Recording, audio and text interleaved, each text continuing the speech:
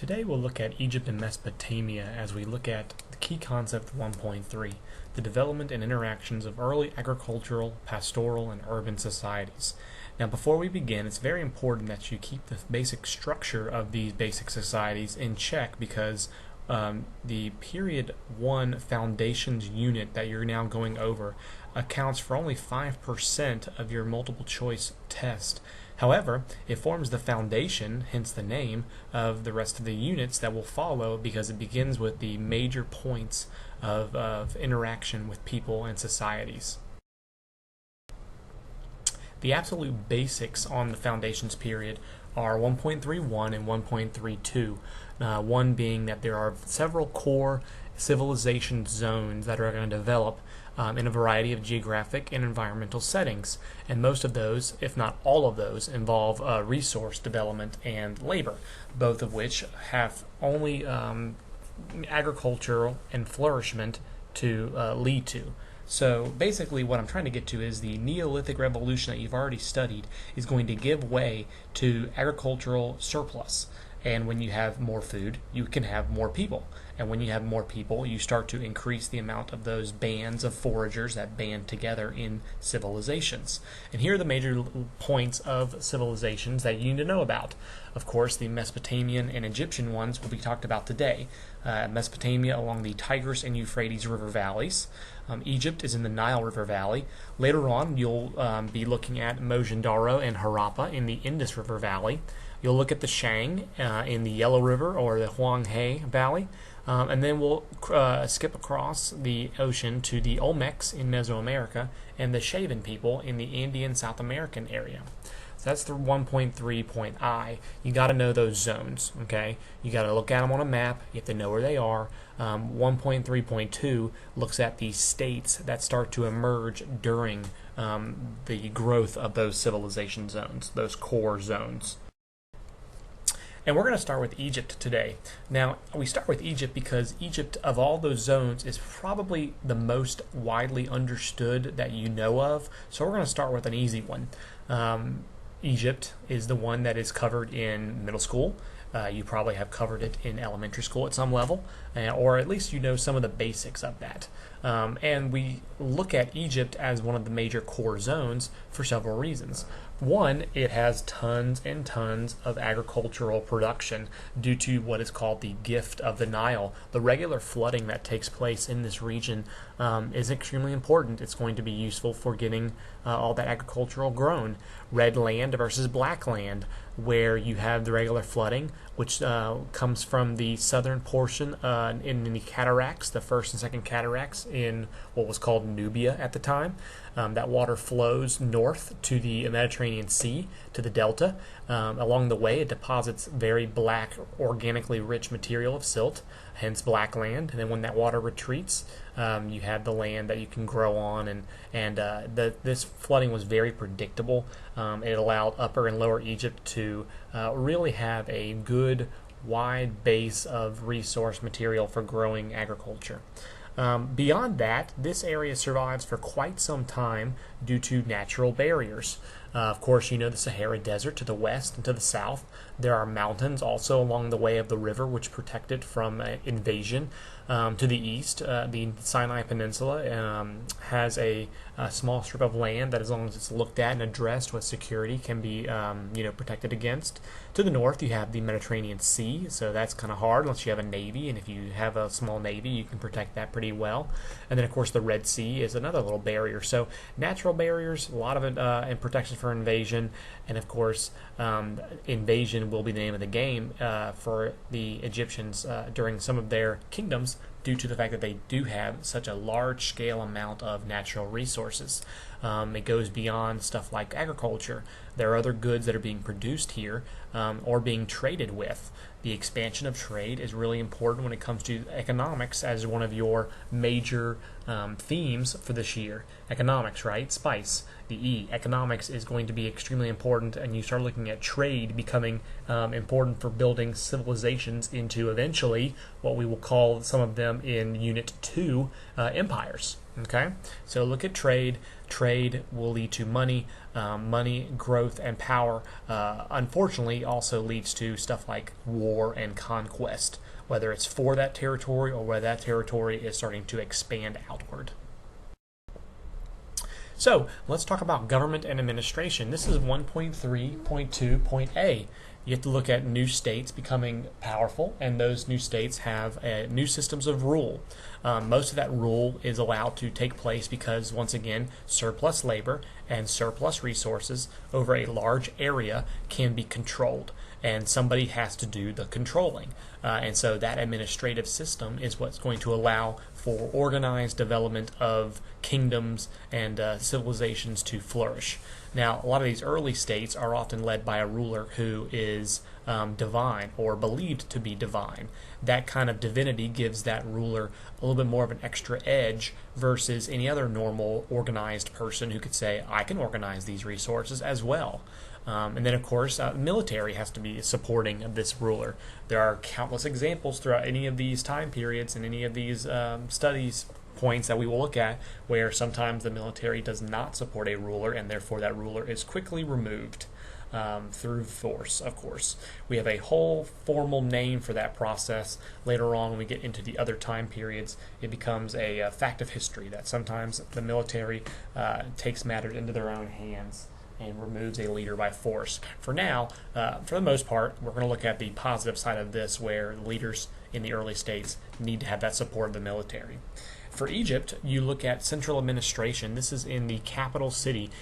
Egypt is very unique in that it has many capital cities over the course of the kingdoms, because it was such a long period of kingdoms, and you went through several dynasties, that sometimes those dynasties up and move the capital city into different areas, different cities.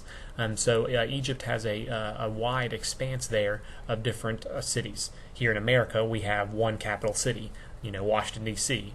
We're a young country, though. We're a young power, so that has not changed very much. Maybe Philadelphia as the early center of power, and then, of course, the capital of Washington later on down the road. So at the most, we have two major central administration areas in our history. Egypt has more, so they have half a dozen to even a dozen if you look at certain examples of cities that are built and constructed as the central administration. They develop in Egypt the governmental agency known as a bureaucracy.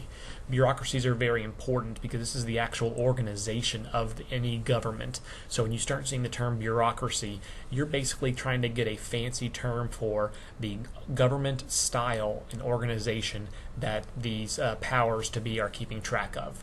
And they have to be organized because now you're talking full-fledged organized civilizations, keeping track of land, people, tax dollars coming in, labor that's being shipped out for capital works projects, monumental buildings, which we'll talk about here in a minute. That labor needs to be able to collect goods for the capital, or temples for the religious side. Monuments are a very big part of 1.3 that we'll talk about later. Architecture, all that stuff you need goods for. And so we know Egypt has tons of resources, both natural and collected, so that stuff is going to have to be organized and kept under control.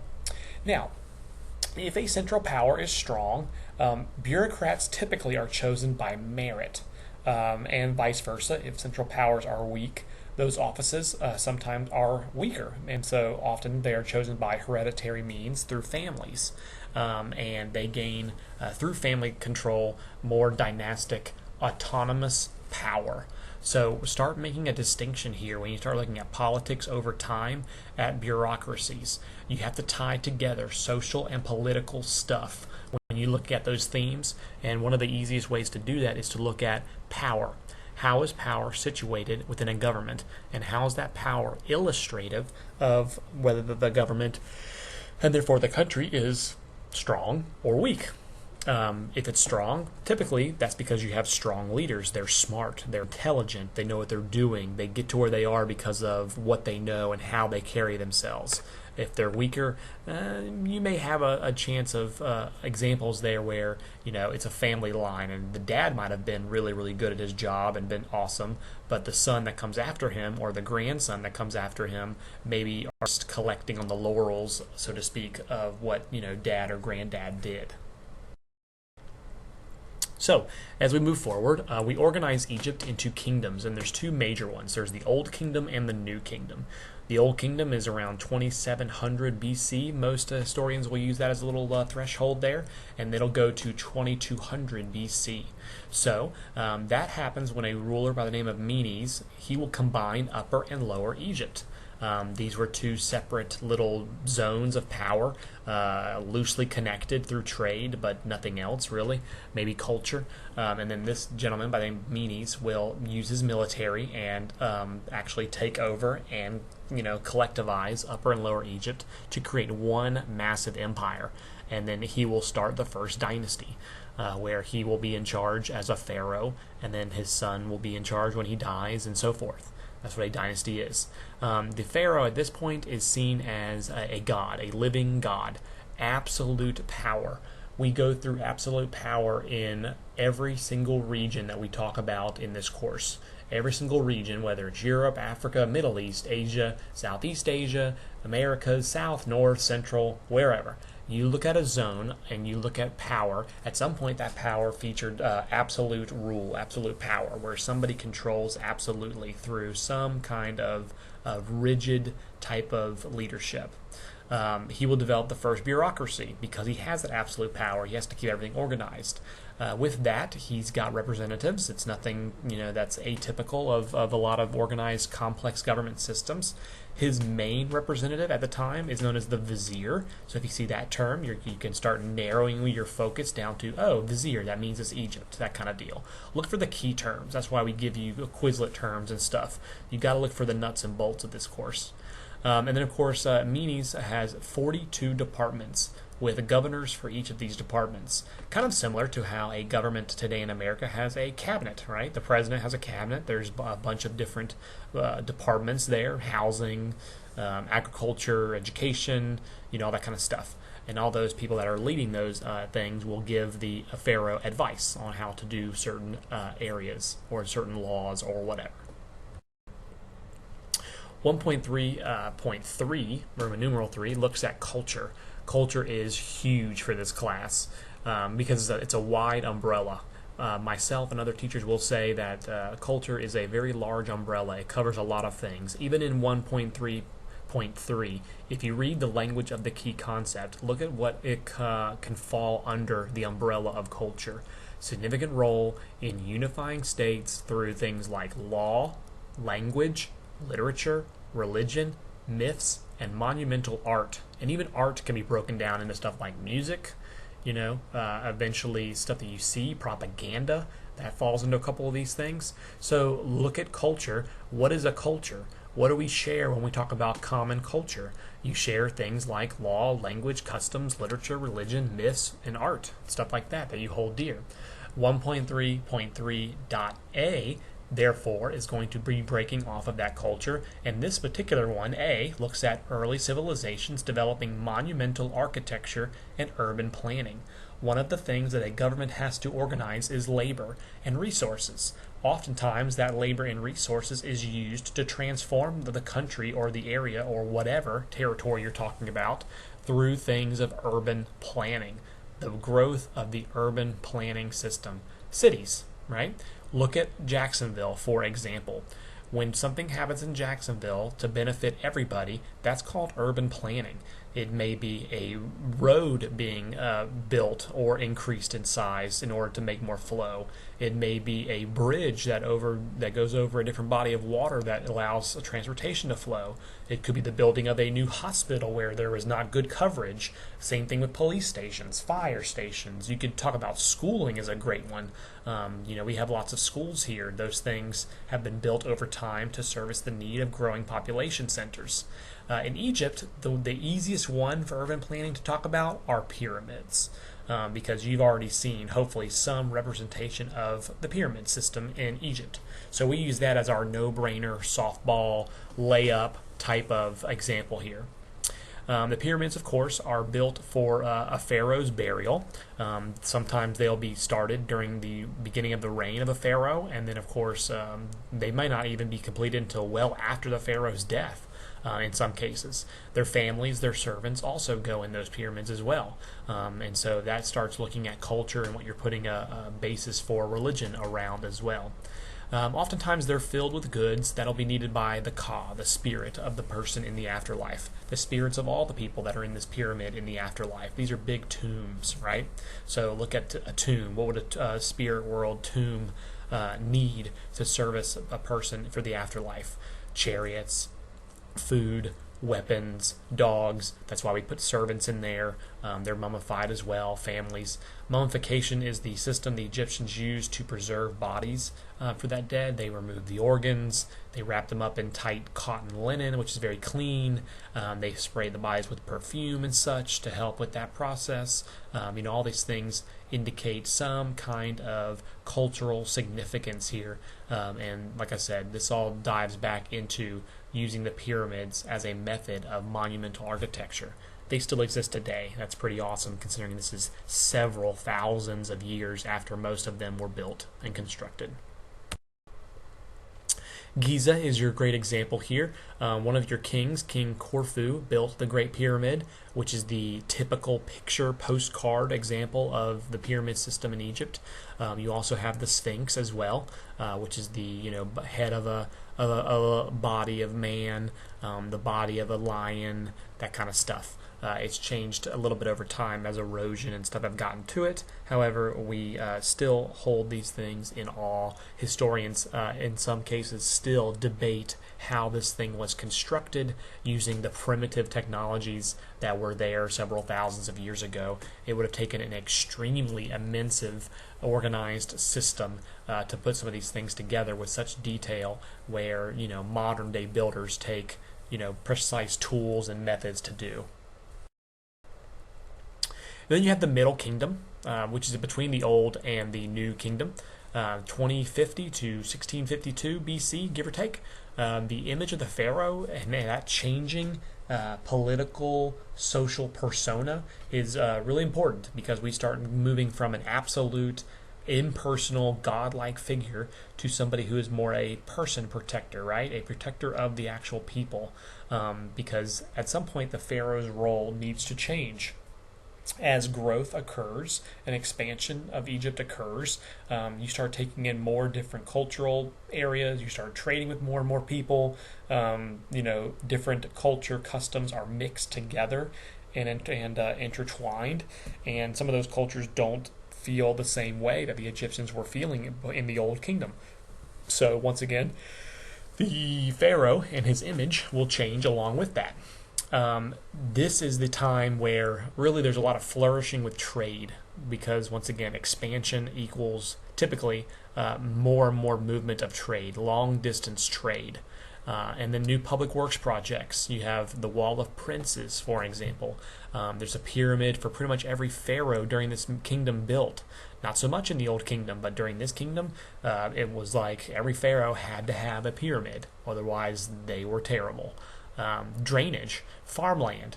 You have to keep up with the rise in population, so you have to keep farming and farming and farming. The deltas, with the red land, black land, when they flood, they only go so high. So sometimes you need more and more expansive areas of farmland, and the only way to get that stuff taken care of is to, of course, drain it.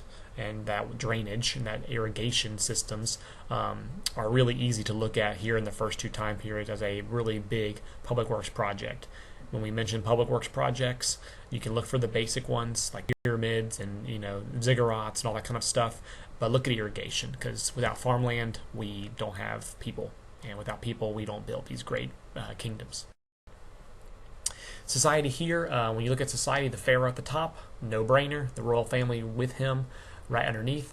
A group of nobles and priests, the high priests and nobles that are in this area, take stance right below the pharaoh. That's a pretty common trait served along a lot of social pyramids that we will cover in this course over the course of the next 100 and so odd days. So make sure you typically understand that process.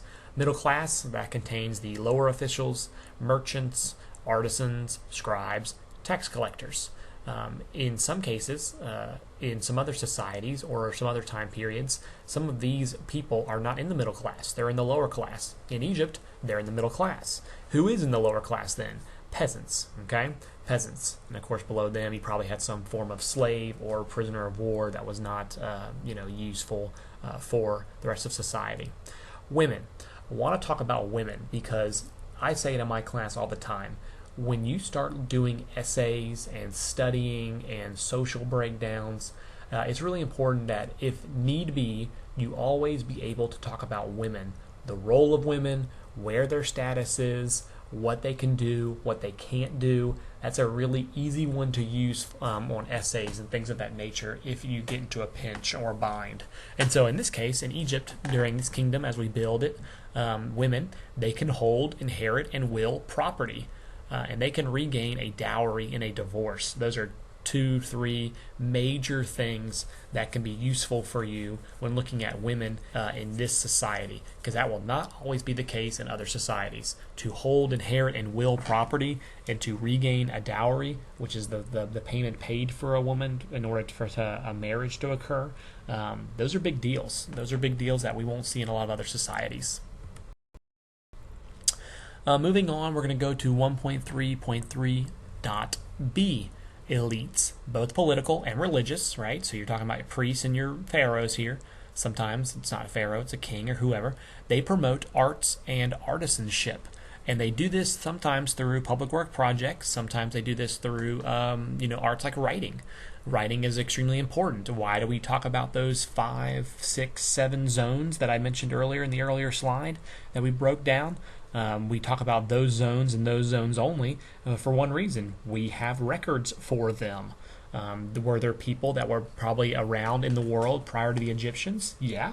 Were there groups of people that were collected together and doing things that we talk about the Egyptians and the Mesopotamians and the Shang doing and the Shavans? Of course there probably were. But we don't have records of what those things are because they didn't write them down. They didn't use any kind of language to do that. The Egyptians did. The Mesopotamians did, and so forth. So, key term for you, hieroglyphics. You know what hieroglyphics are. That's the writing system that was used by the Egyptians, illustrated in this slide to the left, where you have symbols meaning letters putting together vertically from north to south. That would be what we use to look at. And we only have this script for doing this because in the 1800s, Napoleon, on one of his campaigns in North Africa, dug up or found, or his soldiers found, what's known as the Rosetta Stone. And the Rosetta Stone had 3 basic languages on it. One was ancient Egyptian hieroglyphics, one was ancient Greek, and one was, I think it was Latin. And so once we didn't understand what, hieroglyphics meant, and we didn't understand what, ancient Greek was, but we knew what Latin was. And so Latin was used to translate Greek, which was used to translate the hieroglyphics one. So we got a really good tool there, always useful to write things down and have some kind of cipher for that. That's what we used to do Egyptian writing for the most part. And used hierarchic script for everyday writing. So record keeping, stuff like that. This is how we organize writing, and we don't go north to south anymore. In most places, we go right to left or left to right, depending on what culture you live in. Looking at systems of record keeping, those things are going to arise independently in all early civilizations and subsequently were diffused.